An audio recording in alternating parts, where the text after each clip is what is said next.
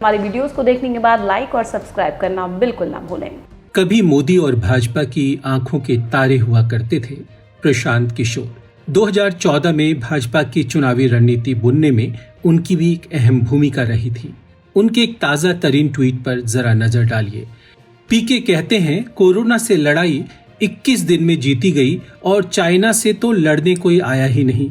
अब बचा आर्थिक विकास, तो इसे सरकारी डेटा वाले ही ठीक कर लेंगे। चिंता की कोई बात नहीं है, क्योंकि सरकार बता रही है कि सब ठीक है। बाकी आत्मनिर्भर बनाने के लिए चुनाव प्रचार से जुड़े रहिए।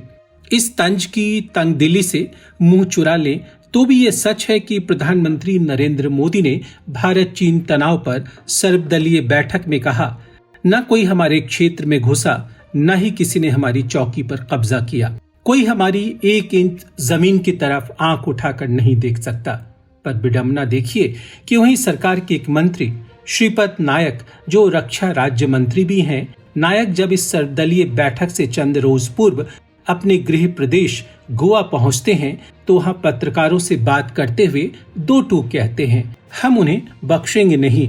हमारे यहाँ घुसकर हमारे सैनिकों पर हमला किया है। ये चीन की पूर्व नियोजित साजिश है।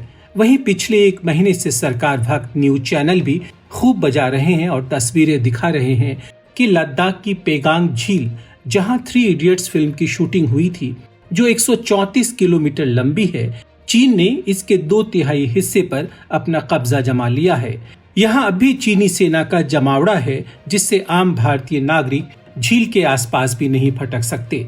सवाल यह भी उठता है कि 15 जून को भारत चीन सीमा पर खूनी झड़प किसकी जमीन पर हुई थी?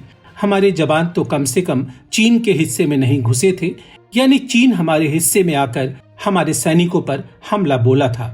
चीन अब भी गाल बजा रहा है कि गालवान घाटी चीन की है। हमें इसका माकूल जवाब देना चाहिए। चीन आखिरकार भारत से शत्रुता क्यों पालना चाहता है? एक बदले हुए परिदृश्य में सुपर पावर बनने की होड़ भी नए सिरे से परिभाषित हो गई है। पूरी दुनिया का चलन और इसका दस्तूर भी बायोपोलर हो गया है और ये बेहद स्पष्ट तौर पर चीन और अमेरिका 2 खेमों में बट गया है। पहले पाकिस्तान अमेरिका का पिट्ठू हुआ करता था और अफगानिस्तान के खिलाफ जंग में अमेरिका ने पाक को ही अपना बेस बनाया हुआ था। अमेरिका से ठोकर खाने के बाद के दिनों में पाकिस्तान चीन के पाले में आ गया। चीन की नजर भारत को भी अपना शागिर्द बनाने की थी। पिछले 6 वर्षों में मोदी से हुई चीनी राष्ट्रपति शी जिनपिंग की 18 मुलाकातों से भी चीन ने कुछ ऐसा ही अंदाजा लगाया हुआ था। वैसे भी भारत का राजनीतिक इतिहास उसे हमेशा से रूस के ज्यादा करीब बताता है। एक दौर आया जब नरसिंह राव के नेतृत्व वाली सरकार में भारत आर्थिक उदारवाद का नया प्रवर्तक बनकर उभरा और अमेरिका से उसकी नजदीकियां बढ़ने लगी। अटल बिहारी वाजपेयी के काल में भी यह ट्रेंड बना रहा। भारत अमेरिका के करीब और ज्यादा करीब आता गया। चीन भी चुपचाप ये सब देखता रहा कि मोदी पहले अमेरिकी राष्ट्रपति से मिलते हैं, इसके पश्चात चीनी राष्ट्रपति से।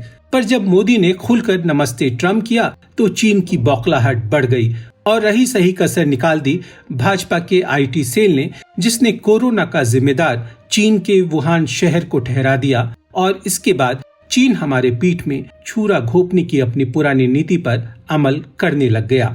अब सवाल उठता है कि पिछले लंबे समय से जब भारत और चीन के दरमियान NSA यानी राष्ट्रीय सुरक्षा सलाहकार स्तर की वार्ता चल रही थी और 4 मई को जब चीनी सेना के लद्दाख क्षेत्र में फिर से घुसपैठ की खबर आई तो हमारे राष्ट्रीय सुरक्षा सलाहकार अजीत डोभाल ने अपने चीनी काउंटर पार्ट को फोन किया और चीनी घुसपैठ के बाबत उनका जवाब मांगा।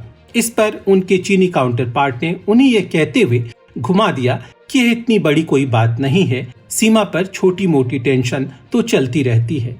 कहते हैं डोभाल ने अपने भोलेपन से चीन की बातों का यकीन कर लिया और उसके बाद जो कुछ हुआ ये सबके सामने है। हमारी वीडियोस को देखने के बाद लाइक और सब्सक्राइब करना बिल्कुल ना भूलें।